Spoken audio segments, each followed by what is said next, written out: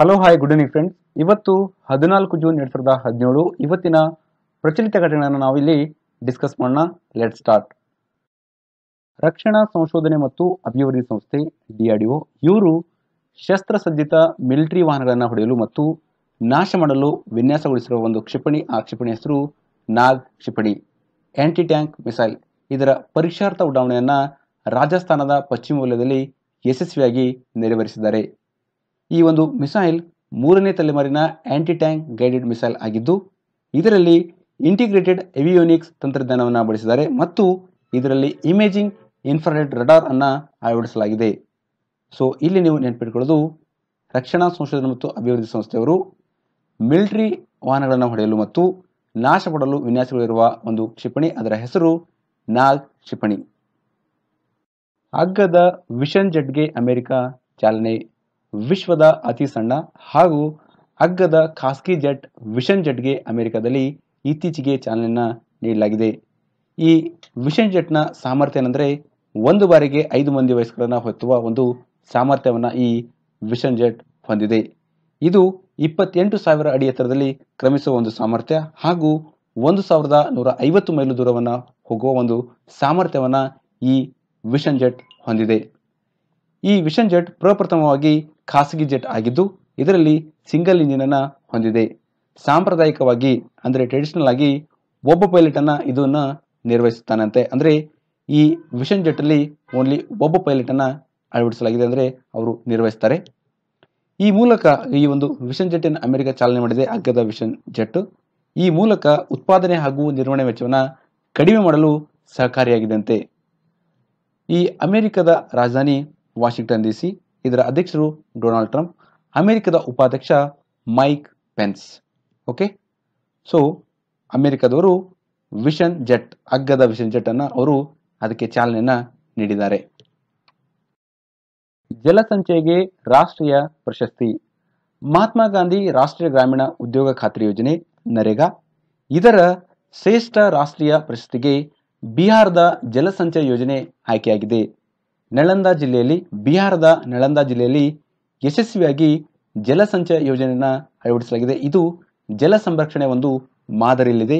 ಈ ಯೋಜನೆಯನ್ನ ಗ್ರಾಮೀಣ ಅಭಿವೃದ್ಧಿ ಸಚಿವಾಲಯ ಈ ಒಂದು ಪ್ರಶಸ್ತಿಗೆ ಮಹಾತ್ಮ ಗಾಂಧಿ ರಾಷ್ಟ್ರೀಯ ಗ್ರಾಮೀಣ ಉದ್ಯೋಗ ಖಾತ್ರಿ ಯೋಜನೆಯ ಶ್ರೇಷ್ಠ ರಾಷ್ಟ್ರೀಯ ಪ್ರಶಸ್ತಿಗೆ ಆಯ್ಕೆಯನ್ನ ಮಾಡಿದೆ. ಈ ಪ್ರಶಸ್ತಿಯನ್ನು ಪ್ರದಾನ ಮಾಡುವುದು ಜೂನ್ 19ರಂದು. ಅದು ದೆಹಲಿಯ ವಿಜ್ಞಾನ ಭವನದಲ್ಲಿ ನಡೆಯುವ ಒಂದು ಸಮಾರಂಭದಲ್ಲಿ ಈ ಒಂದು ಪ್ರಶಸ್ತಿಯನ್ನ, ಈ ಒಂದು ಜಲಸಂಚಯಗೆ ರಾಷ್ಟ್ರೀಯ ಪ್ರಶಸ್ತಿಯನ್ನ ಪ್ರದಾನ ಮಾಡ್ತಾರೆ. ಜಲಸಂಚಯ ಯೋಜನೆಯ ಮುಖ್ಯಾಂಶಗಳು ನಾವು ಇಲ್ಲಿ ತಿಳ್ಕೊಳ್ಳೋಣ. ಬಿಹಾರದ ನಳಂದ ಜಿಲ್ಲೆ ಇದು ಒಂದು ಕೃಷಿ ಆಧಾರಿತ ಜಿಲ್ಲೆ. ಇಲ್ಲಿ ಕೃಷಿ ಚಟುವಟಿಕೆಗಳಿಗೆ ಅಡ್ಡಿ ಉಂಟಾಗುವ ಬರ ಪರಿಸ್ಥಿತಿಯನ್ನ ನಿರಂತರವಾಗಿ ಈ ನಳಂದ ಜಿಲ್ಲೆ ಎದುರಿಸ್ತಾ ಬರ್ತಾ ಇದೆ. ಇಲ್ಲಿ ಎಷ್ಟೋ ಸರ್ತಿ ಪ್ರವಾಹವಾಗಿದೆ. 15 ದಿನಗಳಲ್ಲಿ ಮತ್ತೆ ನೀರಿನ ಸಮಸ್ಯೆ ಉಂಟಾಗುತ್ತದೆ, ಅಂದ್ರೆ ಪ್ರವಾಹದ ಒಂದು ಅಡಿಯಲ್ಲಿ. ಹಾಗಾಗಿ ಇದನ್ನ ಸರಿದೂಗಿಸಲು ನರೇಗಾ ಯೋಜನೆ ಅಡಿಯಲ್ಲಿ ಇಲ್ಲಿ ಜಲಸಂಚಯ ಒಂದು ನೀರು ಸಂರಕ್ಷಣಾ ಯೋಜನೆಯ ಒಂದು ಮಾದರಿಯಲ್ಲಿ ಜಲಸಂಚಯ ಇಲ್ಲಿ ಆರಂಭವನ್ನ ಮಾಡಿದ್ದಾರೆ. ಅಂದ್ರೆ ಈ ಯೋಜನೆಯ ಅಡಿಯಲ್ಲಿ ಅಣೆಕಟ್ಟೆಗಳು ಮತ್ತು ಸಾಂಪ್ರದಾಯಿಕ ಆಹಾರ ಪೈನೆ ನೀರಾವರಿ ವ್ಯವಸ್ಥೆ ರಚಿಸಲಾಗಿದೆ ಮತ್ತು ಮಳೆ ನೀರು ಕೊಯ್ಲುಗಳು ಉಪಯುಕ್ತತೆ ಕುರಿತು ಕಾರ್ಯಾಗಾರಗಳನ್ನ ಇಲ್ಲಿ ಕೈಗೊಳ್ಳಲಾಗಿದೆ.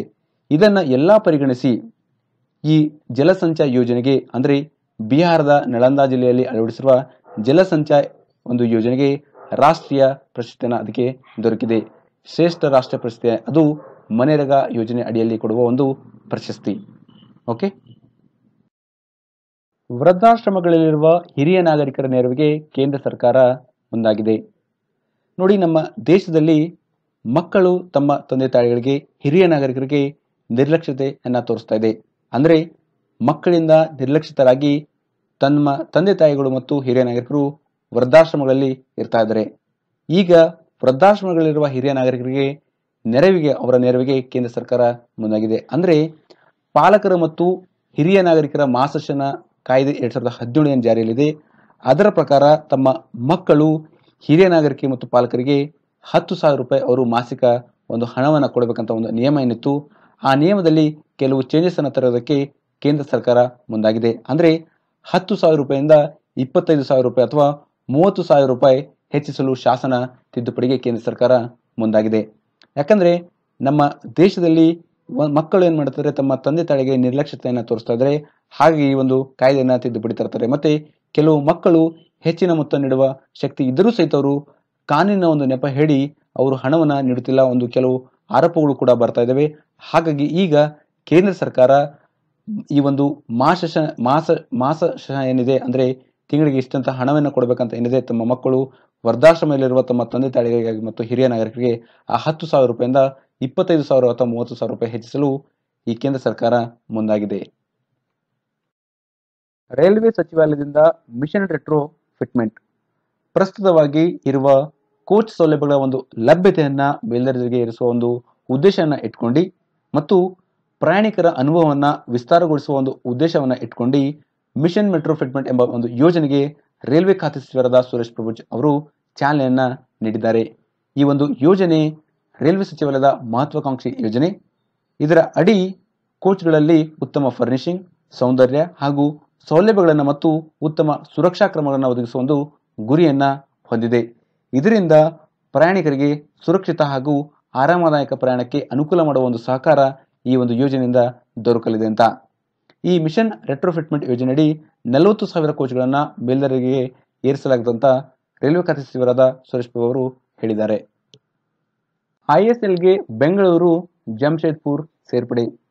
ಪ್ರತಿಷ್ಠಿತ ಇಂಡಿಯನ್ ಸೂಪರ್ ಲೀಗ್ ಫುಟ್ಬಾಲ್ ಟೂರ್ನಿಯಲ್ಲಿ ಬೆಂಗಳೂರು ಮತ್ತು ಜಮ್ಶೇದ್ಪುರ್ ಫುಟ್ಬಾಲ್ ಕ್ಲಬ್ ಸೇರ್ಪಡೆ ಆಗಲಿದಂತೆ. ಅಂದ್ರೆ ಈ ವರ್ಷದ 4ನೇ ಆವೃತ್ತಿಯ ISLನಲ್ಲಿ ಇಂಡಿಯನ್ ಸೂಪರ್ ಲೀಗ್ನಲ್ಲಿ ಕಣಕ್ಕಿಳಿಯಲಿವೆ ಇವೆರಡು ಫುಟ್ಬಾಲ್ ಕ್ಲಬ್ಗಳು.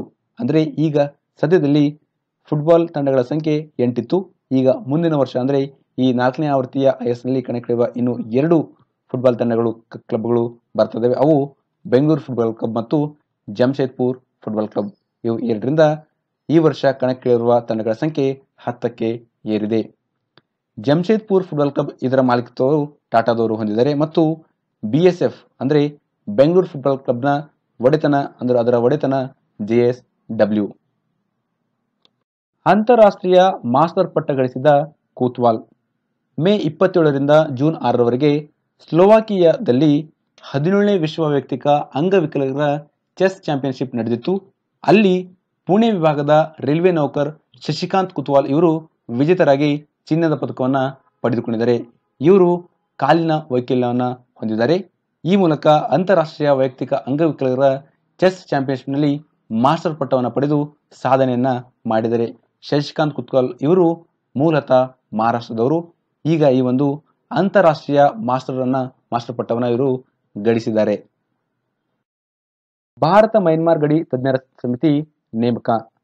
ಭಾರತ ಮಯನ್ಮಾರ್ ಅಂತಾರಾಷ್ಟ್ರೀಯ ಗಡಿ ಭಾಗ ಏನಿದೆ, ಅಲ್ಲಿ 16 ಕಿಲೋಮೀಟರ್ ಪ್ರದೇಶದಲ್ಲಿ ಮಾತ್ರ ನಾಗರಿಕರು ಸ್ವತಂತ್ರವಾಗಿ ಓಡಾಡುವ ಒಂದು ಅವಕಾಶವಿದೆ. ಆದರೆ ಅಲ್ಲಿ ಭಯೋತ್ಪಾದಕರ ಸಂಚಾರ, ಶಸ್ತ್ರಾಸ್ತ್ರ ಸಾಗಣೆ, ಡ್ರಗ್, ಕೋಟಾನಟು ಮತ್ತಿತರ ಅಕ್ರಮ ವಸ್ತುಗಳ ಒಂದು ಸಾಗಾಟ ಅಲ್ಲಿ ನಡೀತಾ ಇದೆ. ಹಾಗಾಗಿ ಅದನ್ನ ತಡೆಯುವಗೋಸ್ಕರ ಮತ್ತು ಜನರನ್ನು ನಿರಂತರವಾಗಿ ಓಡಾಡಲು ಸಾಧ್ಯವಾಗುವಂತೆ ಮಾಡುವಗೋಸ್ಕರ ನಿಯಮಾವಳಿ ರೂಪಿಸಲು ಕೇಂದ್ರ ಗೃಹ ಸಚಿವಾಲಯ ತಜ್ಞರ ಸಮಿತಿಯನ್ನ ರಚಿಸಿದೆ. ಈ ತಜ್ಞರ ಸಮಿತಿ ಅಲ್ಲಿ ಒಂದು ಅಧ್ಯಯನವನ್ನು ನಡೆಸಿ ಅವರು ಅಲ್ಲಿರುವ ಜನರನ್ನ ನಿರಂತರವಾಗಿ ಓಡಾಡಲು ಸಾಧ್ಯವಾಗುವಂತಹ ನಿಯಮಗಳನ್ನ ಅವರು ರಚನೆಯನ್ನ ಮಾಡ್ತಾರೆ. ಈ ಮಯನ್ಮಾರ್ ಗಡಿಗೆ ನಮ್ಮ ಭಾರತದ ನಮ್ಮ ಭಾರತದ ಸ್ಟೇಟ್ಗಳು ಯಾವ್ಯಾವ ಗಡಿಯನ್ನ ಹಂಚಿಕೊಳ್ತವೆ ಇವು ಮಯನ್ಮಾರ್ ಜೊತೆ ಅಂದ್ರೆ ಅರುಣಾಚಲ್ ಪ್ರದೇಶ್, ಮಣಿಪುರ್, ಮಿಜೋರಾಂ ಹಾಗೂ ನಾಗಾಲ್ಯಾಂಡ್. ಕ್ವಶನ್ ಬರ್ಬೋದು, ಯಾಕಂದ್ರೆ ಈಗ ಭಾರತ ಮಯನ್ಮಾರ್ ಈ ಒಂದು ಗಡಿ ತಜ್ಞರ ಸಮಿತಿಯನ್ನು ನೇಮಕ ಮಾಡಿದೆ. ಇದು ನ್ಯೂಸ್ ಅಲ್ಲಿ ಇದೆ. ಹಾಗೆ ಕ್ವಶನ್ ಯಾವ ತರ ಬರಬಹುದು ಅಂದ್ರೆ, ನಮ್ಮ ಭಾರತ ಮಯನ್ಮಾರ್ ಗಡಿಗೆ ಒಂದು ಅಂಟಿಕೊಂಡ ರಾಜ್ಯಗಳು, ನಮ್ಮ ಭಾರತದ ರಾಜ್ಯಗಳು ಯಾವ ಅಂತ ಕ್ವಶನ್ ಅನ್ನು ಕೇಳಬಹುದು. ಆ ರಾಜ್ಯಗಳು ಟೋಟಲ್ಗೆ 4: ಅರುಣಾಚಲ್ ಪ್ರದೇಶ್, ಮಣಿಪುರ್, ಮಿಜೋರಾಂ ಹಾಗೂ ನಾಗಾಲ್ಯಾಂಡ್. ವಿಶ್ವದ ಬೃಹತ್ ತೇಲುವ ಸೌರ ಘಟಕ. ಸೌರಶಕ್ತಿಯನ್ನ ಸಮರ್ಥವಾಗಿ ಬಳಸಿಕೊಳ್ಳಲು ಚೀನಾ ಮುಂದಾಗಿದೆ ಮತ್ತು ಅಲ್ಲಿ ಅನೇಕ ಮಹತ್ವದ ಸೌರ ಯೋಜನೆಗಳನ್ನು ಕೈಗೊಳ್ಳುವ ಮೂಲಕ ಅವರು ವಿಶ್ವದ ಗಮನವನ್ನ ಸೆಳೀತಾ ಇದ್ದಾರೆ. ಇದೀಗ ಚೀನಾ ಸರೋವರದ ಮೇಲೆ ಜಗತ್ತಿನ ಅತಿ ದೊಡ್ಡ ತೇಲುವ ಸೌರ ಘಟಕವನ್ನು ಅವರು ನಿರ್ಮಾಣ ಮಾಡಿದ್ದಾರೆ. ಇದರಿಂದ 40 ಮೆಗಾವ್ಯಾಟ್ ವಿದ್ಯುತ್ ಉತ್ಪತ್ತಿ ಮಾಡುವ ಒಂದು ಸಾಮರ್ಥ್ಯವನ್ನ ಹೊಂದಿದೆ ಅಂತೆ. ಸೊ ಹಾಗಾಗಿ ಕ್ವಶನ್ ಯಾವ ತರ ಬರಬಹುದು ಅಂದ್ರೆ, ಇತ್ತೀಚೆಗೆ ಜಗತ್ತಿನ ಅತಿ ದೊಡ್ಡ ತೇಲುವ ಸೌರ ಘಟಕವನ್ನ ರಚಿಸಿದ ದೇಶ ಯಾವುದಂತ ಕ್ವಶನ್ ಅನ್ನ ಬರ್ಬೋದು, ಅದು ಚೀನಾ. ಲೇಕ್ ಸರೋವರ ಬಗ್ಗೆ ನಾವು ತಿಳ್ಕೊಳ್ಳೋಣ. ಜೆಲ್ಲಿ ಫಿಶ್ ಲೇಕ್ ಇದು ಪಶ್ಚಿಮ ಪೆಸಿಫಿಕ್ ಮಹಾಸಾಗರದ ರಿಪಬ್ಲಿಕ್ ಪಲಾವಾ ದ್ವೀಪ ಸಮೂಹದಲ್ಲಿ ಇದೆ. ಇಲ್ಲಿ ಜೆಲ್ಲಿ ಫಿಶ್ಗಳು ಜಾಸ್ತಿ ಕಾಣಿಸಿಕೊಳ್ಳೋದ್ರಿಂದ ಇದಕ್ಕೆ ಜೆಲ್ಲಿ ಫಿಶ್ ಲೇಕ್ ಅಂತ ಹೆಸರನ್ನ ಇಡಲಾಗಿದೆ. So jelly fish lake locate ಆಗಿದ್ದು ಪಶ್ಚಿಮ ಪೆಸಿಫಿಕ್ ಮಹಾಸಾಗರ, ವೆಸ್ಟರ್ನ್ ಸೈಡ್ ಅಲ್ಲಿ ಪೆಸಿಫಿಕ್ ಮಹಾಸಾಗರದ ರಿಪಬ್ಲಿಕ್ ಪಲಾವಾ ದ್ವೀಪದ ಸಮೂಹದಲ್ಲಿ ಇದು ಅಲ್ಲಿ ಇದೆ. ಓಕೆ. ಲೇಕ್ ಸುಪರಿಯರ್ ಇದು ಉತ್ತರ ಅಮೆರಿಕದ ಅತಿ ದೊಡ್ಡ ಸರೋವರ. ಕೆನಡಾದ ಅಂಟಾರಿಯೋದಿಂದ ಅಮೆರಿಕದ ಮಿನ್ನೆಸೋಟಾದವರೆಗೆ ಇದು ವಿಸ್ತರಿಸಿದೆ. ಇದರ ವಿಸ್ತೀರ್ಣ 1.27 ಲಕ್ಷ ಚದರ ಕಿಲೋಮೀಟರ್ ಮತ್ತು ವಿಸ್ತರಣೆಯಲ್ಲಿ ಲೇಕ್ ಸುಪರಿಯರ್ ಇದು ವಿಶ್ವದಲ್ಲೇ ಅತಿ ದೊಡ್ಡ ಸರೋವರ ಅಂತ. ಅಂದ್ರೆ ವಿಸ್ತರಣೆಯಲ್ಲಿ ಲೇಕ್ ಸುಪರಿಯರ್ ಸರೋವರ ವಿಶ್ವದಲ್ಲಿ ಅತಿ ದೊಡ್ಡ ಸರೋವರ. ಸೊ ನೆನ್ಪಿಟ್ಕೊಳ್ಳಿ, ಲೇಕ್ ಸುಪರಿಯರ್ ಇದು ಉತ್ತರ ಅಮೆರಿಕದಲ್ಲಿ ಬರುತ್ತೆ, ನಾರ್ತ್ ಅಮೆರಿಕದಲ್ಲಿ ಬರುತ್ತೆ. ಇದೊಂದು ಅತಿ ದೊಡ್ಡ ಸರೋವರ, ಅದು ವಿಶ್ವದಲ್ಲಿ ವಿಸ್ತೀರ್ಣದಲ್ಲಿ. ಓಕೆ. ಬೈಕಾಲ್ ಲೇಕ್ ಇದು ವಿಶ್ವದ 2ನೇ ಅತಿ ದೊಡ್ಡ ಸಿಹಿ ನೀರಿನ ಸರೋವರ. ಇದು ರಷ್ಯಾದ ಸೈಬೇರಿಯಾದ ದಕ್ಷಿಣ ಪ್ರಾಂತ್ಯದಲ್ಲಿ ಇದೆ. ಇದು ವಿಶ್ವದಲ್ಲಿ ಅತಿ ಆಳವಾದ ಸರೋವರ ಕೂಡ ಅಂತೆ. ಓಕೆ. ಸೊ ಬೈಕಾಲ್ ಸರೋವರ ಇದು ರಷ್ಯಾದ ಸೈಬೇರಿಯಾದ ದಕ್ಷಿಣ ಪ್ರಾಂತ್ಯದಲ್ಲಿ ಬರುತ್ತೆ ಮತ್ತು ವಿಶ್ವದ 2ನೇ ಅತಿ ದೊಡ್ಡ ಸಿಹಿ ನೀರಿನ ಸರೋವರ. ಲೇಕ್ ರೇಸಿಯಾ ಸರೋವರ ಇರುವುದು ಇಟಲಿಯಲ್ಲಿ. ಇದು ಒಂದು ಮಾನವ ನಿರ್ಮಿತ ನೀರಿನ ಮಧ್ಯೆ ಇರುವ ಒಂದು ಬೇಲ್ ಗೋಪುರ. ಇದೊಂದು ಆಕರ್ಷಣೆ. ಈ ಒಂದು ಬೇಲ್ ಗೋಪುರ ಇಲ್ಲಿ ನೋಡಿ ಮಧ್ಯದಲ್ಲಿ ಕಾಣಿಸ್ತದಲ್ಲ, ಈ ಒಂದು ನೀರಿನ ಮಧ್ಯದಲ್ಲಿ ಇದು ಬೇಲ್ ಗೋಪುರ. ಇದು ಪ್ರತ್ಯೇಕ ಆಕರ್ಷಣೆಯಾಗಿದೆ ಅಂತೆ. ಈ ಸರೋವರ ನಿರ್ಮಾಣವಾದ ಒಂದು ಕಾಲದಲ್ಲಿ 14ನೇ ಶತಮಾನದ ಒಂದು ಚರ್ಚ್ ಇಲ್ಲಿ ಅದರ ಒಂದು ಭಾಗಶಃ ಅದು ಮುಳುಗಿ ಹೋಗಿದೆ ಅಂತೆ. ಇಲ್ಲಿ ಚಳಿಗಾಲದಲ್ಲಿ ಏನು ಲೇಕ್ ರೇಸಿಯಾ ಇದೆ, ಈ ಒಂದು ಸರೋವರದ ನೀರು ಗಡ್ಡೆ ಕಟ್ಟುತ್ತದೆ ಮತ್ತು ಇಲ್ಲಿ ಕಾಲ್ನಡಿಗೆಯಲ್ಲಿ ನಾವು ನಡ್ಕೊಂಡು ಹೋಗ್ಬೋದಂತೆ. ಅಂತ ಒಂದು ವಿಸ್ಮಯವಾದ ಒಂದು ಈ ಲೇಕ್ ರೇಸಿಯಾ. ಪ್ಯಾಲೇಸ್ ಇನ್ ಲೇಕ್ ಪ್ಯಾಲೇಸ್ ಈ ಒಂದು ಸರೋವರ ಇರುವುದು ರಾಜಸ್ಥಾನದ ಉದಯಪುರದಲ್ಲಿ. ಇದು ಪ್ರಕೃತಿ ಸಹಜವಾಗಿ ಮೂಡಿರುವ ಸರೋವರ ಅಲ್ಲ, ಅಂದ್ರೆ ಪ್ರಾಕೃತಿಕವಾಗಿ ಇದು ಮೂಡಿರುವ ಒಂದು ಸರೋವರ ಅಲ್ಲ. ಇದು 14ನೇ ಶತಮಾನದಲ್ಲಿ ನಿರ್ಮಿಸಲಾಗಿದ್ದ ಒಂದು ಸರೋವರ. ಈ ಸರೋವರದ ಹೆಸರು ಪ್ಯಾಲೇಸ್ ಲೇಕ್. ಇಲ್ಲಿ ಮಧ್ಯದಲ್ಲಿ ಒಂದೇನು ಕಟ್ಟಡ ಕಾಣಿಸ್ತದೆ, ಇದು ಜಗ್ ನಿವಾಸ ಅಂತೆ. ಅಂದ್ರೆ ಅಂದಿನ ಕಾಲದ ಉದಯಪುರ ರಾಜರ ವೈಭವಕ್ಕೆ ಹಿಡಿದ ಒಂದು ಕನ್ನಡಿ ಅಂತೆ. ಅಂದ್ರೆ ಅವರ ಮನೆ. ಅಂದ್ರೆ 14ನೇ ಶತಮಾನದಲ್ಲಿ ಏನು ಕಟ್ಟಲಾಗಿದೆ, ಅಂದಿನ ಕಾಲದ ಉದಯಪುರ ರಾಜರ ವೈಭವಕ್ಕೆ ಇದು ಹಿಡಿದ ಒಂದು ಕನ್ನಡಿ. ಇದು ಈಗ ಹೋಟೆಲ್ ಆಗಿದೆ ಮತ್ತು ಇಲ್ಲಿ ಮೋಹನ್ ಮಂದಿರ, ಜಗ್ ಮಂದಿರ ಮತ್ತು ಆರ್ಸಿ ವಿಲಾಸ ಎಂಬ ಒಂದು ಕಟ್ಟಡಗಳು ಇಲ್ಲಿ ಇದಾವಂತೆ. ಇದು ನೀರಿನ ಮಧ್ಯದಲ್ಲಿ ಇದೆ ನೋಡಿ. ಸೊ ಇದಕ್ಕೆ ಜಗ್ ನಿವಾಸ ಅಂತ ಕರೀತಾರೆ. ಸೊ ಈ ಒಂದು ಪ್ಯಾಲೇಸ್ ಇರೋದು, ಲೇಕ್ ಪ್ಯಾಲೇಸ್ ಇರೋದು ರಾಜಸ್ಥಾನದ ಉದಯಪುರದಲ್ಲಿ. India's first under water metro tunnel will come up in which city? ಭಾರತದ ಮೊಟ್ಟ ಮೊದಲ ಅಂಡರ್ ವಾಟರ್ ಮೆಟ್ರೋ ಟನಲ್ ಇದು ನಿರ್ಮಾಣ ಆಗ್ತಿದ್ರು ಕೋಲ್ಕತ್ತಾದಲ್ಲಿರುವ ಹುಗ್ಲಿ ನದಿಗೆ ಇದು ನಿರ್ಮಾಣವಾಗ್ತಾ ಇದೆ. Who has won the 2017 French Open women's singles tennis tournament? 2017ರ French Open women's singles tennis tournament ಅಲ್ಲಿ ಪ್ರಶಸ್ತಿಯನ್ನು ಗೆದ್ದುಕೊಂಡವರು Jelena Ostapenko. How many Indian states share border with Myanmar? ಭಾರತ ಮಯನ್ಮಾರ್ ಜೊತೆ 4 ರಾಜ್ಯಗಳ ಒಂದು ಗಡಿಯನ್ನ ಶೇರ್ ಮಾಡಿಕೊಳ್ತದೆ ನಮ್ಮ ಭಾರತ. ಅದು ಅರುಣಾಚಲ ಪ್ರದೇಶ್, ನಾಗಾಲ್ಯಾಂಡ್, ಮಿಜೋರಾಂ ಮತ್ತು Manipur. Who is the author of book Indira Gandhi a life in nature? Jairam Ramesh ಅವರು Indira Gandhi a life in nature ಎಂಬ ಒಂದು ಪುಸ್ತಕವನ್ನು ಬರೆದಿದ್ದಾರೆ. Which water conservation model has been selected for the national award for excellence in the Mahatma Gandhi national rural development guarantee programme ಮನೇರಗಾ? ಈ ಒಂದು program ಅಲ್ಲಿ ಈಗ ತಾನೇ ನಾನು ಡಿಸ್ಕಸ್ ಮಾಡಿದ್ದೆ ಇದರ ಬಗ್ಗೆ. ನ್ಯಾಷನಲ್ ಅವಾರ್ಡ್ ಅನ್ನ ಹೋಗಿದ್ದು ಪ್ರಾಜೆಕ್ಟ್ ಜಲಸಂಚಯವನ್ನ ನಿರ್ಮಾಣ ಮಾಡಿದ್ದು ಇದು ಬಿಹಾರದ ನಳಂದ ಜಿಲ್ಲೆಯಲ್ಲಿ. The International Albinism Awareness Day ಇದು ಆಚರಣೆ ಮಾಡೋದು ಜೂನ್ 13ರಂದು. Which Indian pair have won gold in mixed team 10M air pistol event at 2017 International Shooting Sport Federation Gabala World Cup? Jitu Rai ಮತ್ತು ಹೀನಾ ಸಿಂಧು ಇವರು Indian peer.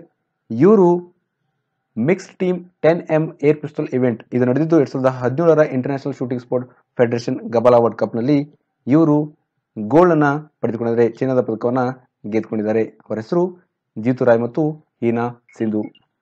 Who has won the 2017 Formula 1 Canadian Grand Prix tournament? Lewis Hamilton ಅವರು 2017ರ F1 Canadian Grand Prix tournament ಅಲ್ಲಿ ಪ್ರಶಸ್ತಿಯನ್ನ ಗೆದ್ದುಕೊಂಡಿದ್ದಾರೆ. Which state government will start free mortuary van service for its citizens? Punjab ಇದು free van service ಅನ್ನ start ಮಾಡ್ತಿದ್ದಾರೆ. India has signed pact with which country on parliamentary cooperation? Parliamentary ಕೋಆಪರೇಷನ್ಗೋಸ್ಕರ ನಮ್ಮ ಭಾರತದ sign ಮಾಡಿದ್ದು ಮಾರಿಷಿಯಸ್ ದೇಶದ ಜೊತೆ. 2017ರ ವಿಶ್ವ ಪರಿಸರ ದಿನದ ಥೀಮ್ ಏನು? 2017ರ ವಿಶ್ವ ಪರಿಸರ ದಿನದ theme connecting people to nature. 2017ರ ಪುರುಷರ ಸಿಂಗಲ್ಸ್ ವಿಭಾಗದ ಥೈಲ್ಯಾಂಡ್ ಗ್ರ್ಯಾನ್ ಪಿ ಬ್ಯಾಡ್ಮಿಂಟನ್ ಪ್ರಶಸ್ತಿ ವಿಜೇತರು B Sai Praneeth. 2017 UEFA Champion League ಟ್ರೋಫಿಯನ್ನು ಗೆದ್ದ ಫುಟ್ಬಾಲ್ ಕ್ಲಬ್ ಯಾವುದು? ಆ ಫುಟ್ಬಾಲ್ ಕ್ಲಬ್ನ ಹೆಸರು ರಿಯಲ್ ಮ್ಯಾಡ್ರಿಡ್. ಭಾರತ ಪ್ರಪ್ರಥಮ ಸ್ಮಾರ್ಟ್ ಕಾರ್ಡ್ ಆಧಾರಿತ ಸಾರ್ವಜನಿಕ ಬೈಸಿಕಲ್ ಶೇರಿಂಗ್ ಕಾರ್ಯಕ್ರಮ ಮೈಸೂರಿನಲ್ಲಿ ಆರಂಭವಾಗಿದ್ದು ಇದರ ಹೆಸರೇನು? ಈ ಮೈಸೂರಿನಲ್ಲಿ ಪ್ರಾರಂಭವಾದ ಸಾರ್ವಜನಿಕ ಬೈಸಿಕಲ್ ಶೇರಿಂಗ್ ಕಾರ್ಯಕ್ರಮದ ಹೆಸರು ಟ್ರಿನ್. ಭಾರತದ ನೂತನ ಸಾಲಿಸಿಟರ್ ಜನರಲ್ ಆಗಿ ನೇಮಕರಾದವರು ರಂಜಿತ್ ಕುಮಾರ್. 2017ರ AT Kearney global retail development ಸೂಚಕ ಅಂದರೆ GRDAನ ಒಂದು ಸೂಚಕದಲ್ಲಿ ಪ್ರಥಮ ಸ್ಥಾನ ಪಡೆದ ದೇಶ ಭಾರತ. ಇಸ್ರೋ ಇತ್ತೀಚೆಗೆ GSAT-19 ಎಂಬ ಒಂದು ಸಂವಹನ ಆಧಾರಿತ ಅಂದರೆ ಕಮ್ಯುನಿಕೇಶನ್ ಸ್ಯಾಟಲೈಟ್ ಅನ್ನ ಉಡಾವಣೆ ಮಾಡಿತು. ಆ ಉಡಾವಣೆ ಮಾಡಿದ ವಾಹನ ಯಾವುದಂದ್ರೆ ಅಂದರೆ ಉಡಾವಣಾ ವಾಹನ ಅದರ ಹೆಸರು ಏನಂದ್ರೆ GSLV Mark 3. ಅಬೋಹನ್ ವನ್ಯಜೀವಿ ಧಾಮ ಯಾವ ರಾಜ್ಯದಲ್ಲಿದೆ? ಅಬೋಹನ್ ವನ್ಯಜೀವಿ ಧಾಮ ಇದು ಪಂಜಾಬಿನಲ್ಲಿದೆ.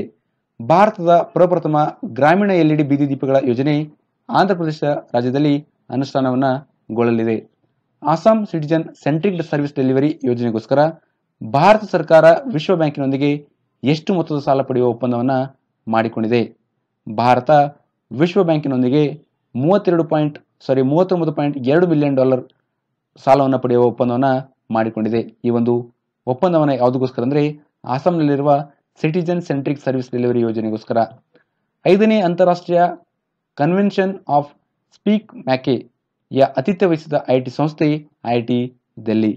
2017ರ IMDಯ ವಿಶ್ವ ಸ್ಪರ್ಧಾತ್ಮಕ ಸೂಚಕದಲ್ಲಿ ಭಾರತದ ಸ್ಥಾನ 45. Thank you so much. ಒಂದು ವಿಡಿಯೋ ಲೈಕ್ ಆದರೆ ಪ್ಲೀಸ್ ಲೈಕ್ ಮಾಡ್ರಿ, ಶೇರ್ ಮಾಡ್ರಿ, ಸಬ್ಸ್ಕ್ರೈಬ್ ಮಾಡ್ರಿ ಮತ್ತೆ ಕಮೆಂಟ್ ಮಾಡ್ರಿ.